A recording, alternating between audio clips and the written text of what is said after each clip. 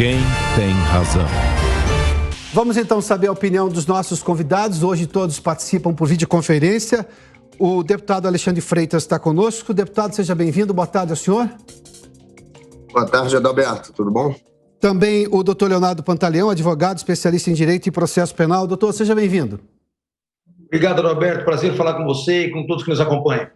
A advogada Flávia Pinheiro Frost também foi convidada. Ela confirmou a participação neste debate, mas até o momento a gente não conseguiu ainda a conexão com ela. Estamos tentando, mas ainda não a temos aqui para participar do debate. Vamos iniciar.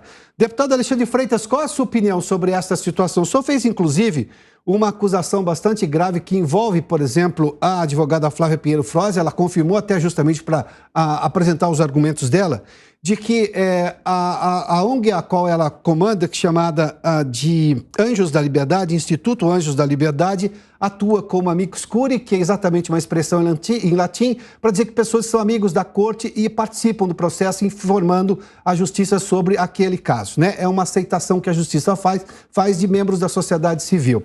Mas qual seria exatamente a relação daquela decisão do ministro Fachin que impediu em boa parte dos casos ou restringiu de forma severa a atuação da polícia nos morros desde a pandemia e tivemos agora essa incursão no Morro do Alemão? Qual é a sua posição, deputado Alexandre Freitas?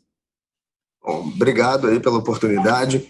É bom a gente pontuar que essa DPF, aí, o resultado dela, né, uma DPF que foi proposta pelo partido do Molon, em que visava restringir as operações policiais durante a pandemia e que hoje, após o término da pandemia, seus efeitos ainda seguem impactando plenamente, de forma muito ruim, tanto a atividade policial como também a população do estado do Rio de Janeiro, que se vê cada dia mais refém da criminalidade, seja ela provocada por milícias ou seja ela provocada por narcoterroristas que atuam no estado.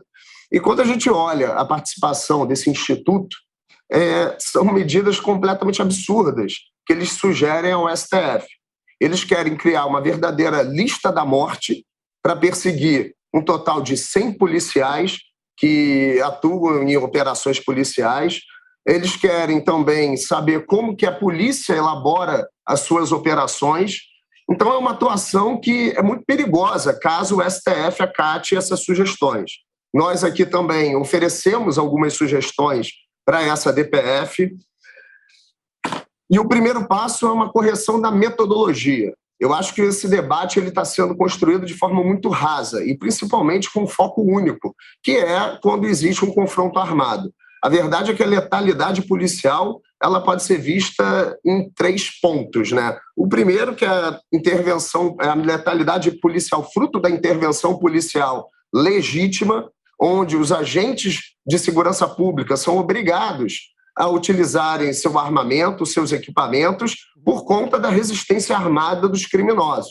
A gente sabe que no Rio de Janeiro existem facções prontas para o confronto, uma adaptação de terreno propícia para o confronto, para a resistência armada.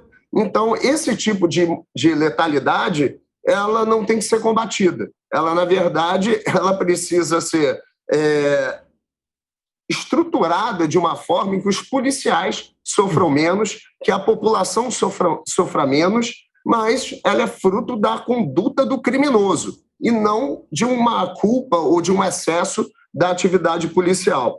A gente tem também a letalidade colateral ou acidental, que é decorrente de uma morte não desejada, e aí a gente inclui os policiais, a população que é pega no meio do confronto e até mesmo daquele criminoso subjugado que acabou falecendo por alguma outra questão que não foi uma atuação dolosa do agente de polícia. E aí, por fim, a gente tem a letalidade intencional, que é quando aquele agente do Estado, atuando como grupo de extermínio, ou então dolosamente, quando um criminoso já está subjugado e ele vai lá, por exemplo, e executa esse indivíduo.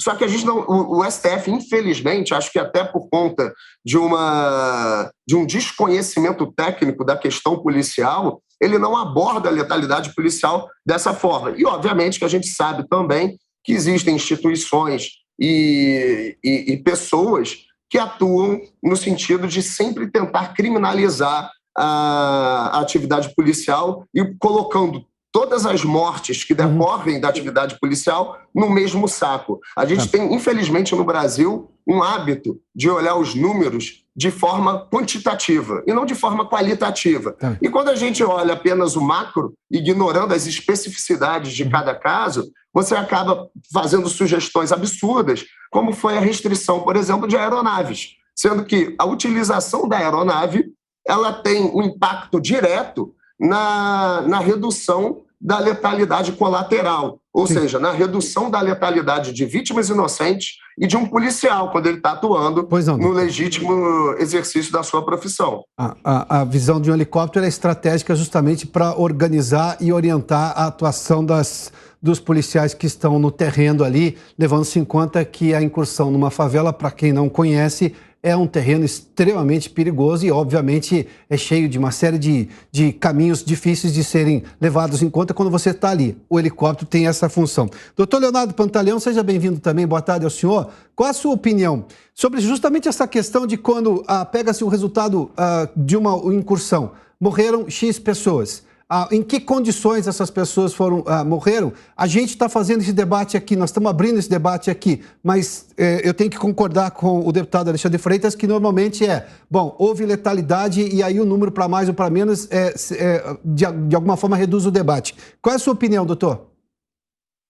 Olha, Pilton, é um prazer, como eu disse, estar aqui debatendo com você, prazer ao deputado também, conhecê-lo aqui, e eu concordo com bastantes aspectos aqui pontuados pelo próprio deputado, e eu parto da seguinte premissa: toda vez que o Estado paralelo ocupa uma posição, é obrigação do Estado devidamente constituído retomar o controle, até para se estabelecer a paz social, se buscar o bem comum de uma forma geral e evitar com que estados, seja sob o aspecto miliciano ou não, de organizações criminosas, acabem tomando o poder e determinando regras em determinadas comunidades. Para todos os efeitos, o que nós temos é que a presença policial ela se faz fundamental para conter esse tipo de desordem. Portanto, é inevitável, quando nós pensamos numa operação dessa natureza, que o confronto exista. E muitas vezes esse confronto ele precisa ser investigado na sua causa, não somente no seu resultado.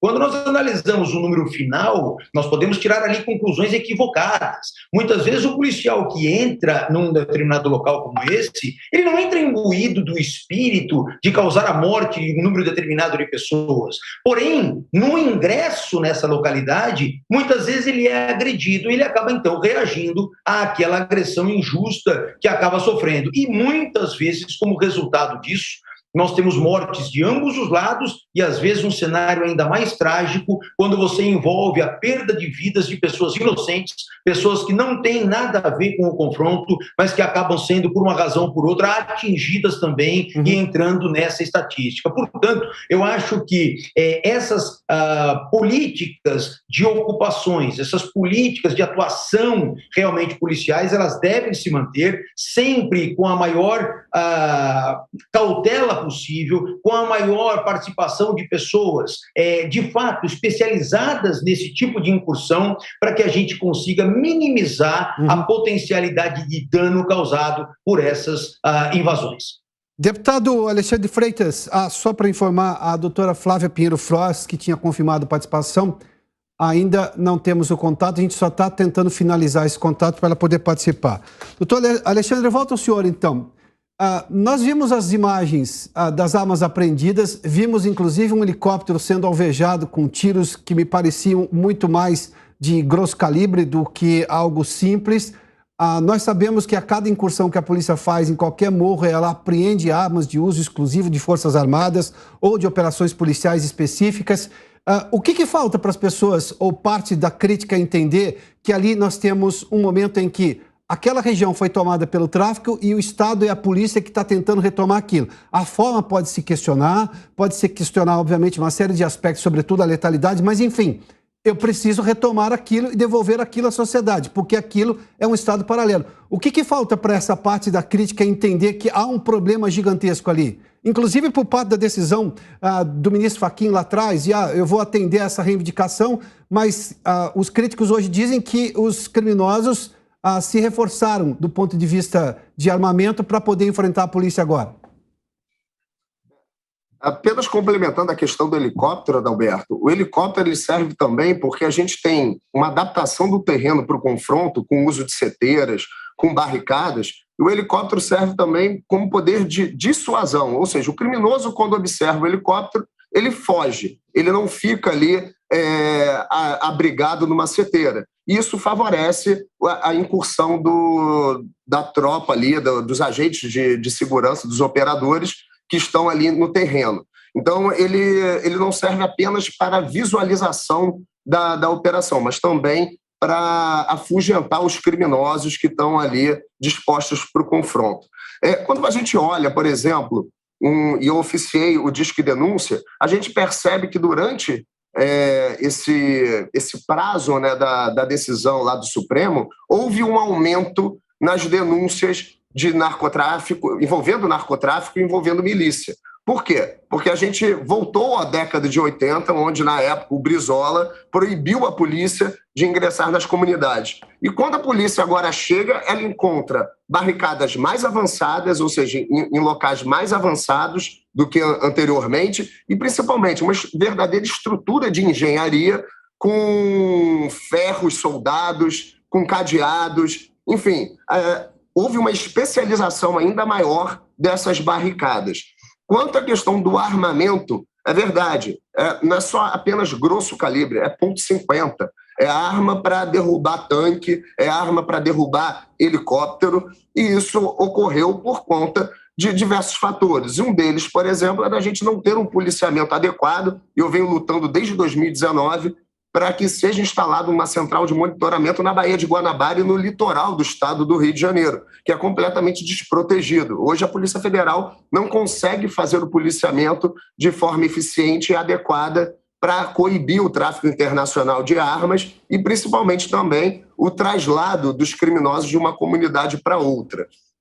Então é necessário que a União, ou seja, o governo federal, olhe mais para o estado do Rio de Janeiro, enderece a questão da segurança do estado do Rio de Janeiro, que ela é única, você não vê o mesmo cenário em outros estados, e que comece a atuar de forma efetiva para realmente acabar com essas áreas de exclusões.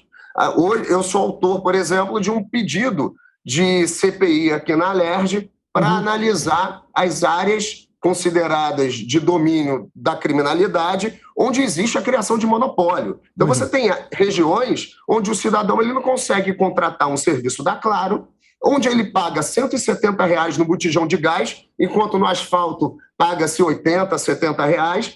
Isso por quê? Porque quem domina o mercado ali naquela região é o crime organizado. E hoje não existe diferença entre tráfico e milícia, tá? A única diferença é qual é a organização que domina aquela área. Todos exploram monopólios de serviços básicos e todos vendem drogas. Então, acabou aquele romantismo, né, vamos dizer assim, da década de 90, do início dos anos 2000, onde diziam que milícia era só egressos das forças de segurança. Não são. Hoje é todo mundo no mesmo balaio. Doutor Pantaleão, na sua opinião, falta o quê? Mais incursões policiais ou um tratamento mais duro por parte da Justiça, como, por exemplo, uma revisão dessa arguição de descumprimento de preceito fundamental, que é a DPF 635, que foi essa decisão do ministro Fachin que quase que inviabilizou completamente a atuação das polícias nos morros? O que falta? Uma justiça mais dura ou mais ações policiais para combater o crime? Piotr, eu acho que o que falta é a presença do Estado. A presença do Estado num sentido amplo. Quando nós falamos da presença do Estado, que acaba impactando em resultados dessa natureza, aí nós temos que levar em consideração a pouca estrutura do aparato policial, seja nos estados, seja também no âmbito da Polícia Federal. Veja você, a Polícia Federal hoje tem um contingente que deve se aproximar a 15 mil integrantes para a gerir todo o território nacional, inclusive coibir tráfico de armas, de drogas e daí por diante. É um contingente muito pequeno, considerando a extensão continental do Brasil. Uma outra situação que também precisa ser levada em consideração, eu acho que um desses aspectos que você pontuou isoladamente não é suficiente para resolver. Então, analisando a presença do Estado de uma forma geral, eu trago aqui à baila os poderes da República, tanto o poder legislativo, quanto o executivo, quanto o próprio judiciário. Na medida em que nós temos um judiciário restrito ao cumprimento, aos limites legais, então nós temos que talvez revisar os termos dessa legislação para que essa legislação possa, muitas vezes, facultar ao magistrado a possibilidade de adotar medidas mais rigorosas para evitar, por exemplo, aquelas progressões de regime em determinadas situações, livramentos condicionais. O pacote anticrime já veio com algumas inovações nesse sentido, mas me parece que ainda falta ainda mais iniciativa legislativa, mais um aparato estrutural do Estado para que, de fato, a gente consiga minimizar essa circunstância. Tá, deputado, eu vou fazer a mesma pergunta para o senhor. Onde é que o senhor acha que é preciso ter mais atuação? Mais atuação da polícia, ou seja, mais operações policiais para combater o crime, ou uma mudança no comportamento do Poder Judiciário, que tem sido acusado, sobretudo as cortes superiores em Brasília, de serem em algum momento até lenientes no combate ao crime em relação à tráfico? Há um outro entendimento de cortes superiores, o que se chama de progressismo dentro da justiça brasileira, ou seja, a justiça brasileira não está incólume em relação à polarização política. Aliás, o senhor acha também que o combate ao crime hoje, ou a interpretação dele, ele está, digamos, sob o efeito dessa polarização política? Ele está partidarizado? Com certeza, sim. Como o próprio doutor falou, não é uma pergunta de resposta simples, e a gente também não pode responder de forma simplória. É um problema extremamente complexo.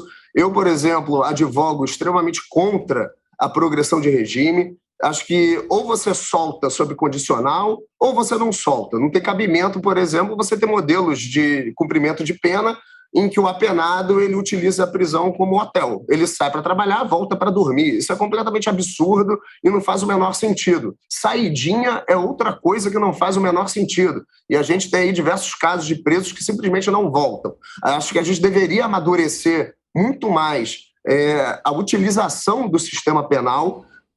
Ou você prende o sujeito e, quando é crime grave, ele deveria ficar preso o maior tempo possível. A gente precisa... Ou então você solta ele, e aí com algumas condicionantes, de repente restrição de locais onde ele vai, enfim, é algo a ser debatido. Mas não dá para ficar nesse ioiô em que o sujeito sai da prisão, volta para a prisão, sai da prisão, volta para a prisão. Isso é completamente descabido. Reconhecer que prender funciona assim.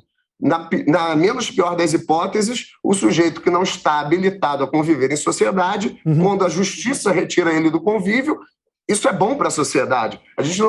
Quanto que custa um assassino solto? Quanto que custa um ladrão solto? Então, prender acaba sendo mais barato quando a gente está tratando de criminosos perigosos. Então, é necessário um amplo debate público para que a gente, de fato, puna aqueles que merecem ser punidos.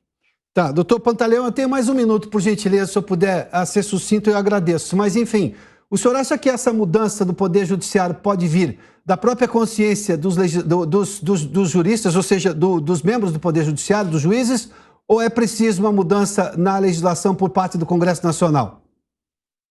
Piotr, essas possibilidades, por exemplo, aventadas agora pelo deputado, de se restringir saída temporária, eventualmente não conceder progressões de regime, isso são circunstâncias que fogem do Poder Judiciário. O Judiciário tem que cumprir a lei existente. Então, me parece que é muito mais uma providência legislativa, e às vezes até esbarrando em algumas questões constitucionais, do que propriamente no Poder Judiciário. Doutor Leonardo Pantaleão, advogado especializado em Direito e Processo Penal, e também o deputado estadual do Podemos do Rio, Alexandre Freitas. Senhores, muitíssimo obrigado pela participação aqui nesse debate. Eu só quero lembrar que a doutora Flávia Pinheiro Frois, que tem o Instituto Anjos da Liberdade, advogada, ela foi convidada, confirmou a participação nesse debate, mas não houve possibilidade de contato com ela agora. Infelizmente, não conseguimos fazer esse contato.